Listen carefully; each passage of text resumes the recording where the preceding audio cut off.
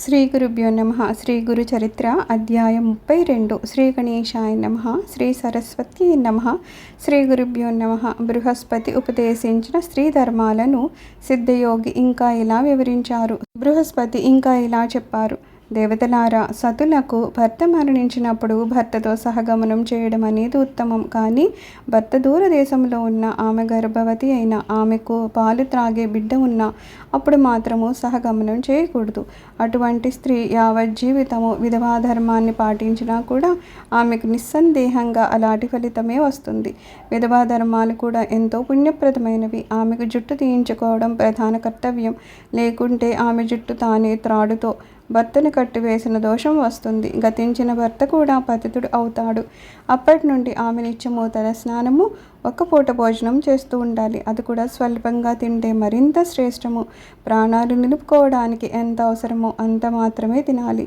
3 రోజులకో, వారానికో లేక పక్షానికో ఒకసారి చొప్పున యథాశక్తి ఉపవసించడం కానీ, లేకుంటే చాంద్రాయణ వ్రతం ఆచరించడం కానీ ఎంతో శ్రేయస్కరము. పాడ్యమి నాడు ఒక ముద్దతో ప్రారంభించి శుక్లపక్షంలో తిదికి ఒక ముద్ద చొప్పున పెంచుకుంటూ వచ్చి పౌర్ణమి నాటికి 15 ముద్దలు తినడము, అటు తర్వాత చంద్రకళను అనుసరించి మరలా తగ్గించుకుంటూ రావడమే చాంద్రాయణ వ్రతం అంటారు. ముసలితనం వల్ల కానీ, రోగం వల్ల కానీ ఇలా చేయలేని వారు 2వ పూట పాలో పండ్లో యావజ్జీవితము సేవించవచ్చును. మంచం మీద నిద్రించిన విధవ పతితో కలిసి నరకానికి పోతుంది కనుక క్రిందనే పడుకోవడం అనేది ఆమె ధర్మము. తనకున్న మంచము, పరుపు పేదలకు దానమిచ్చేయాలి. రంగు చీరలు ధరించక తెల్ల వస్త్రం మాత్రమే ధరించాలి. భర్తకు ప్రియమైన వస్తువులను సద్బ్రాహ్మణులకు దానమివ్వాలి. అభ్యంగనము అంటే తలంటి స్నానము, సుగంధము, పూలు, అలంకారాలు, తాంబూలములను ఆమె పరిత్యజించాలి. పితృయజ్ఞం చేయడానికి మగబిడ్డ లేనప్పుడు ఆమె నిత్యము తన భర్త గోత్రాదులను చెప్పి అతని ప్రీతి కొరకు తర్పణం చేయాలి. అప్పుడు తన భర్త విష్ణుదేవుని రూపంగా ఉన్నాడని తలచి పూజించాలి. ఆమెకు కొడుకు ఉన్నప్పుడు అతని అనుమతి తీసుకుని మాత్రమే ఇవన్నీ చేయాలి. ఇలా వారి ఆజ్ఞానుసారము వైశాఖ మాసంలో జలదానము, కార్తీక మాసంలో దీపదానము, మాఘమాసంలో నెయ్యి, నువ్వులు దానం చేయడము ఆమె ధర్మము. అలాగే వేసవికాలంలో నీరు దొరకని చోట చలివేంద్రం పెట్టించాలి. విప్రులు రుద్రాభిషేకం చేస్తూ ఉంటే నీటితో నింపిన బిందె వారికి సమర్పించుకోవాలి. కార్తీక మాసమంతా యవాన్నమే తింటూ నక్తావ్రతమును ఆచరించాలి. ఆ కాలంలో ఆమె కంద, వంగ, తేనె, నూనె వాడకూడదు. మోదుగా ఆకుల విస్తట్లో భోజనం చేయడమే ఉత్తమం. కానీ అరటి ఆకుల్లోనూ లోహ పాత్రల్లోనూ తినకూడదు. నెలాఖరుకు ఉద్యాపన చేయాలి. ఆ సమయంలో నేతితో నిండిన కంచు పాత్ర, బాగా పాలిచ్చే కపిల గోవు, యథాశక్తి బంగారము, దీపమాలిక దానమిస్తే ఎంతో పుణ్యం వస్తుంది. వీటన్నింట్లోనూ దీపదానమే శ్రేష్టమైంది. శివునికి ఏకాదశ రుద్రాభిషేకము, షోడశోపచార పూజ చేసి తన భర్త నారాయణుడు అన్న భావంతో దీపమాలిక దానమిస్తే పూర్వపాపము నశించి యశస్సు లభిస్తుంది. మాఘమాసంలో జలమే నారాయణుడన్న భావంతో స్నానం చేసి శివపూజ, అతిథి సత్కారము ఏమారకుండా చేయాలి. అది ఎలా చేయాలో చెప్తాను. వేద విధులకు పాడ్యమిచ్చి అంటే కాళ్ళు కొడుక్కునేందుకు నీళ్లు ఇచ్చి, విసనకర్ర, పరిమళ ద్రవ్యాలు, దక్షిణ తాంబూలాలతో కూడా నూతన వస్త్రాలు, ద్రాక్ష మరియు అట్టిపళ్ళు, ఒక పాత్రలో పానకం దానం ఇచ్చి తన భర్త పేరిట వారికి ఆ పోసన ఇచ్చి వారికి సాత్విక ఆహారం తృప్తిగా వడ్డించాలి. వారిలో ఎక్కువగా బయట తిరిగే వాళ్ళకి గొడుగు, పాదుకులు సమర్పిస్తే అనంతమైన ఫలితం ఉంటుంది. ఇలా ఆచరిస్తే సతీ సహగమనంతోనే సమానమవుతుంది. ఆమె భర్తకు కూడా పాపం నశించి స్వర్గం లభిస్తుంది. పతివ్రతి అయిన స్త్రీ భగీరథితో సమానము. ఆమె భర్త శంకరునితో సమానమే. కాబట్టి ఇట్టి దంపతులే లోకపూజ్యులు.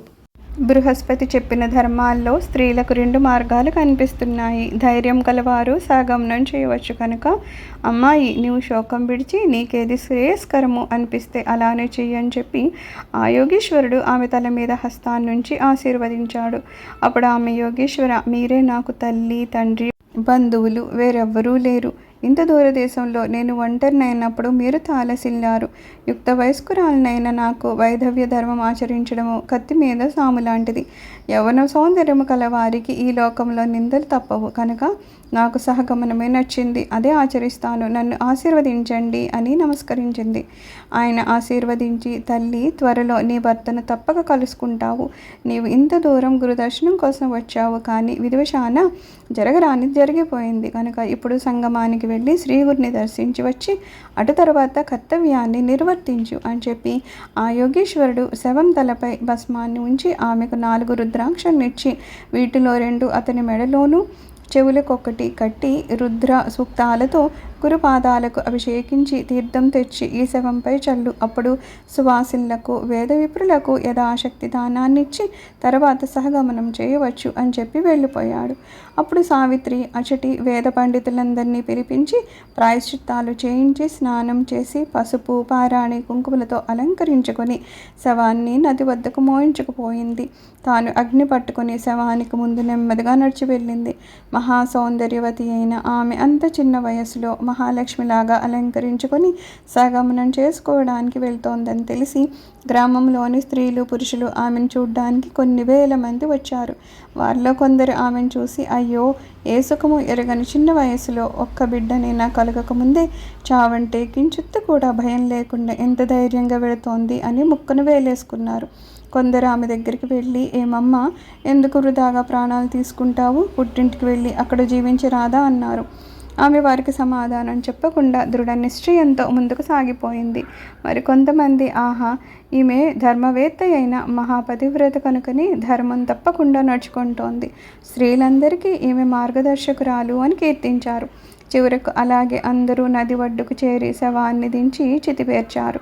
అప్పుడు సావిత్రి అక్కడికి చేరి సువాసులందరికీ వాయనాలు, సద్బ్రాహ్మణులకు దండిగా దక్షిణలు సమర్పించి వారందరికీ నమస్కరించి ఉత్సాహంతో అందరితో ఇలా చెప్పింది. తల్లులారా, విప్రోత్తములారా, ఇదే మీ అందరి వద్ద సెలవు తీసుకుంటున్నాను. నాకు దీపావళి పండుగ వచ్చింది. మా పుట్టింటి నుండి పిలుపు వచ్చింది. నా కన్న తల్లి అయిన గౌరీదేవి వద్దకు వెళ్తున్నాను. అక్కడ మా వాళ్ళందరితో కలిసి పార్వతీ పరమేశ్వరుని ఇద్దరిని పూజిస్తుంటాను అని చెప్పింది. తర్వాత తన తోడుగా వచ్చిన వారితో ఇలా చెప్పింది. మీరు బాధపడతారు ఎందుకు? మీరింటికి వెళ్ళొచ్చు, కానీ మా అత్తమామలకు మాత్రం వెంటనే ఈ దుర్వార్తను చెప్పకూడదు సుమా. చెప్తే ఆ వృద్ధుల ప్రాణాలు వెంటనే పోతాయి. వారిని చంపిన పాపం మీకు చుట్టుకుంటుంది. కనుక మేమిద్దరము శ్రీ గురు సన్నిధిలో సుఖంగా ఉన్నామని అచ్చటి వారందరికీ చెప్పండి. అప్పుడు ఆమె యోగేశ్వరుడు చెప్పినట్లు శవానికి రుద్రాక్షలను అలంకరించి అచ్చటి విప్రులతో, అయ్యలారా, నేను శ్రీ గురు దర్శనం కోసం వచ్చాను కనుక వారిని దర్శించి వచ్చి సగమనం చేయడము నా ధర్మమని తోస్తోంది. నేను వెళ్ళి రానా అంది. అప్పుడు ఆ బ్రాహ్మణుడు, అమ్మ, సరే, కానీ సూర్యాస్తమయానికి ముందే అగ్ని సంస్కారం జరిగేలా మాత్రం చూసుకో అన్నారు. ఆమె అంగీకరించి శ్రీ గురు దర్శనానికి వెళ్ళింది. అచ్చటి వారందరూ ఎంతో కుతూహలంతో ఆమె వెంట వెళ్ళారు. సావిత్రి మెల్లగా నడుస్తూ మనసులో శ్రీ గురిని ఇలా స్తుతించుకుంది. స్వామి, మీరు సర్వేశ్వరులు, శరణు కోరిన వారికందరికీ పురుషార్థాలన్నీ ప్రసాదించగలరని మీ కీర్తి విస్తరించింది. త్రిగుణాతీతులైన త్రిగుణాలను ధరించి సృష్టి స్థితి లయాలను చేసే త్రిమూర్తి స్వరూపమే మీరు. మీ వల్ల కాంది ఏముంది? కర్మసూత్రాన్ని అమలుపరిచి దండించదగిన వారిని దండించే కర్మఫల ప్రదాతలు మీరే. మీరు భక్తుల పాలిట కల్పవృక్షం అని విని నా భర్తను బ్రతికించుకొని సంతానం పొందాలని ఇంత దూరం నడిచి మీ వద్దకు వచ్చాను. నేనెంత పాపం చేశానో కానీ అందరికీ అబ్బిన సౌభాగ్యము సంతానము మాత్రం నాకు కరువవడమే కాకుండా ఇంతటి దుస్థితి కలిగింది. మీ మీద ఇంత ఆశ పెట్టుకుని వచ్చినందుకు అన్నీ చాలా బాగా జరిగాయి.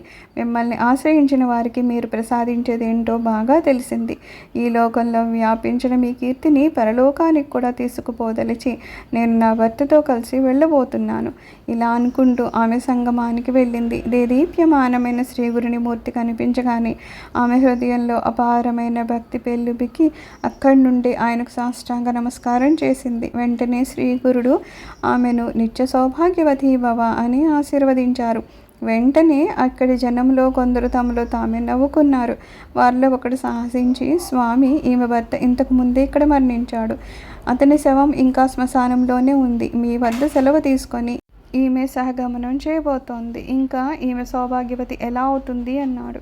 అది విని ఆయన ఏమీ తెలియనట్లు, అలాగా, ఎప్పుడు ప్రాణం పోయింది? ఏమైనా సరే ఈమె సౌభాగ్యం సుస్థిరమవుతుంది. ఈమె భర్త ఎలా చనిపోయాడో మేము చూస్తాము. అగ్ని సంస్కారం నిలిపివేసి ఆ శవాన్ని ఇటు తీసుకురండి, మా వాక్కు ఎన్నటికీ వ్యర్థం కాదు అన్నారు. అందరూ ఆశ్చర్యపడి ఎంతో ఆసక్తితో ఆ శవాన్ని తీసుకురావడానికి పరుగున వెళ్ళారు. ఇంతలో కొందరు బ్రహ్మణోత్తములు వచ్చి గురుపాదాలకు రుద్రాభిషేకం చేయనారంభించారు. ఇంతలో ఆ శవాన్ని అక్కడికి తీసుకువచ్చారు. వెంటనే శ్రీగురుడు ఆ శవానికి కట్లు విప్పించి దానిపైన కప్పిన గుడ్డ తొలగింపచేశారు. తర్వాత తమ పాదోదకం తీసి ఆ శవంపై చల్లి తమ అమృత దృష్టితో తదేకంగా శవం కేసి చూశారు. అందరూ చూస్తుండగానే ఆ శవంలో కదలిక ప్రారంభమై మరుక్షణమే దత్తుడు లేచి కూర్చున్నాడు. అతడు సావిత్రితో, ప్రేయసి, నీవు నన్ను ఎక్కడికి తీసుకువచ్చావు? ఈ యతీశ్వర్లు ఎవరు? నాకింత గాఢంగా నిద్ర పట్టితే నన్ను లేపనన్నా లేపవేంటి అన్నాడు. సావిత్రి ఆనంద బాష్పాలు ఆలుస్తూ జరిగిందంతా చెప్పి, మన పాలిట పరమేశ్వర్లు, ప్రాణదాత ఈ శ్రీగురుడే అని చెప్పింది. అప్పుడు ఆ దంపతులు ఆయనకు సాష్టాంగపడి తమ ఆనంద బాష్పాలతో ఆయన పాదాలను అభిషేకించారు. పరాత్పర, జగద్గురు, కృపాసాగర, శరణ్యమూర్తి, ఆశ్రితుల పాలిటి కల్పవృక్షమా, శ్రీహరి సచ్చిదానంద స్వరూపులైన మీ లీలే ఈ జగమంతా, మీ కీర్తి దిగంతాలకు వ్యాపించింది. స్వామి, ఎన్నో పాపాలు చేసుకొని పుట్టి దుఃఖాల్లో పడిన మేము సర్వజీవ రక్షకులు అయిన మిమ్మల్ని మర్చాము. మీరే మాకు దిక్కు, మమ్మల్ని ఉద్ధరించండి అని స్వామిని స్తుతించారు.